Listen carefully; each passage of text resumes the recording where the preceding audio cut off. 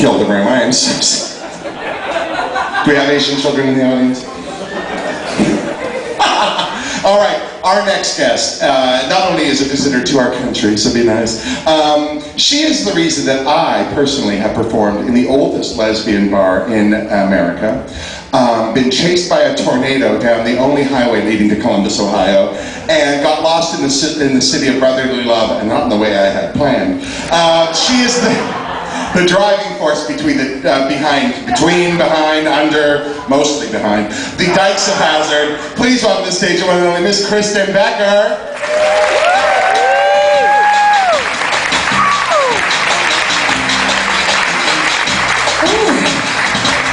Yeah, I guess it goes without saying that bottom shit stops here, huh?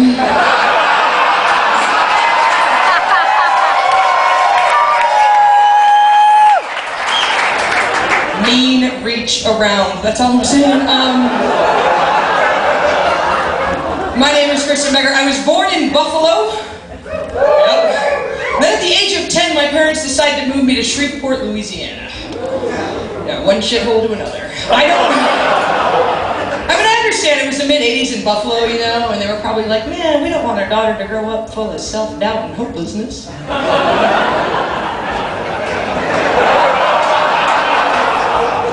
Let's see if we can throw some ignorance into that mix and see what we get. So half my life in the northern U.S. and half my life in the southern U.S., which means I hate myself. But I'm too polite to tell me, right? So it works out okay. Go fuck yourself if y'all don't mind.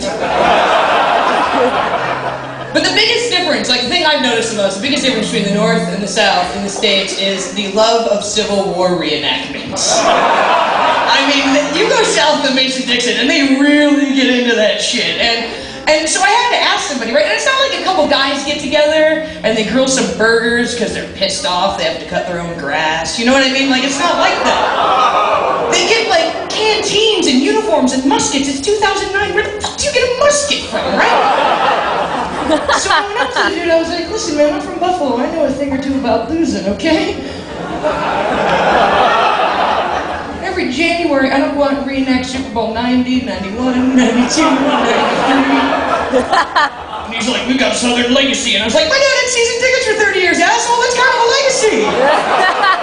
Oh yeah, General Lee was disappointing. How about O.J. Simpson? That sucked too. And so he looked at me and he said, you know, South will rise again. South rising again. That's exactly how he said it. South rising again. And I took a few steps back because I knew what I was about to say. And I said, actually, sir, I agree with you. But you should know that we have more African Americans elected to Congress than ever before. We have an African American president. The South is 65% black. So yes, sir, I do think the South will rise again, but I don't think it's the way you planned.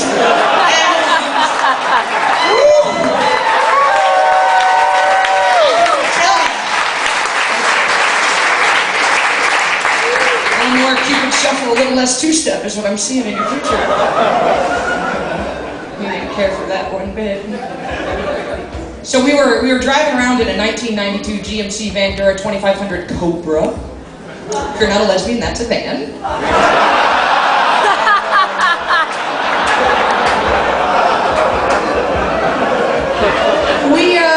We called it Clitty Clitty Bang Bang.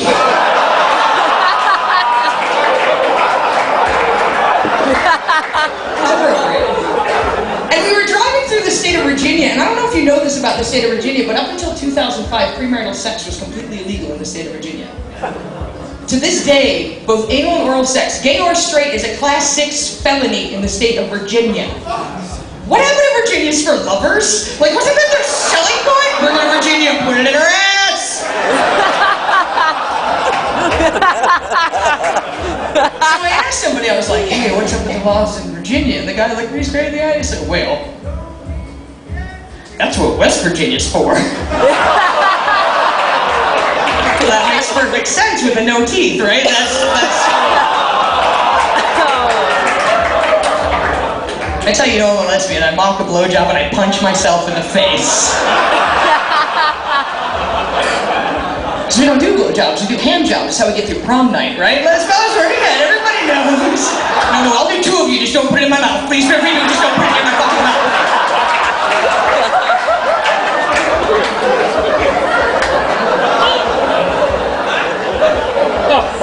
closely, I leave this there the whole time though, this microphone. Working something out. I was sitting in a bar one time, and imagine that, and this fella came up to me. And he said, "Can I buy you a drink?" Yes. I'm not gonna suck your dick though. Like you gotta tell him right off the bat. Like, yes, you may. I will not suck your dick. Because sometimes, you know, maybe they just think I like to wear my dad's clothes. You know, I don't know. And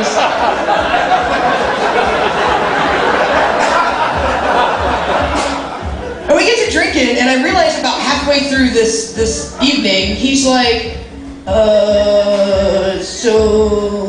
and I realize he's excited that he's talking to a live one. You know, like he's seen the lesbian movies, but he's never been able to have a face-to-face. And so we're pounding whiskey, and he's like, "Oh, listen, you're really pretty, and I know you're a lesbian, but just listen. If you went out drinking, and then you woke up, and you passed out, and you woke up, and some dude was going down on you, and it was really good." And now in my mind, I'm like, holy fuck, I've been roofied. Like this whole time, right? Like he already knows what the fuck is gonna happen to my night, and I'm like, oh, tell me about it, I don't know. And he's like, if you wake up, this dude's going down on you, and it's really good, you let him finish, right? You let him finish, right? And I was like, dude, the last time somebody went down on me, I fell asleep, so I don't even know what you mean. Like, and now he's mad, right? He's like, boys do it just as good as girls do. I was like, man. He's like, you know, you need a good dick. I said, you need a good dick. I said, sir, I have a 7-inch cock on right now. Show me yours, I'll show you mine. And then he gets mad, right? He's like, that's not real. No, you can't fuck. Girls can't fuck. This is not fucking real. Pipe shots, oh goddamn no, you can't fuck. I don't understand. And I said, well, sir, I use a little thing I like to call my imagination. The same thing you use when you fuck your wife. And while you're at it, try boiling the herpes off of your dick, asshole.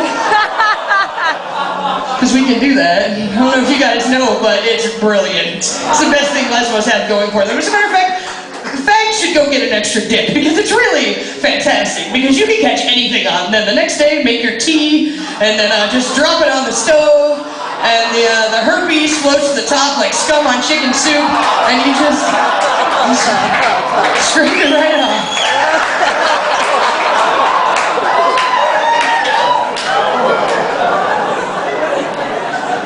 So my ex-girlfriend broke up with me. Clearly I'm a catch. And she broke up with me. She said it was too difficult to be with me. It was too difficult to be my girlfriend. I was like, man, I think it's hard to be my girlfriend. It is real hard to be my ex-girlfriend, bitch.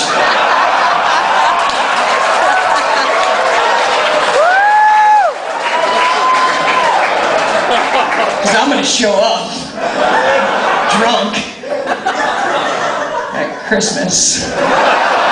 You guys have been great. My name's Kristen Becker. Thank you very much.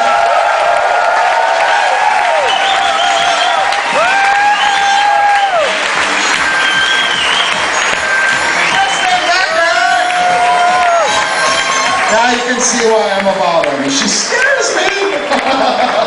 No, it's good to be scared. It makes it hot. Speaking of hot, your next guest is a doctor. Shut your face. We call him Dr. Love. We do a show together every year at The Point. Does anyone know The Point?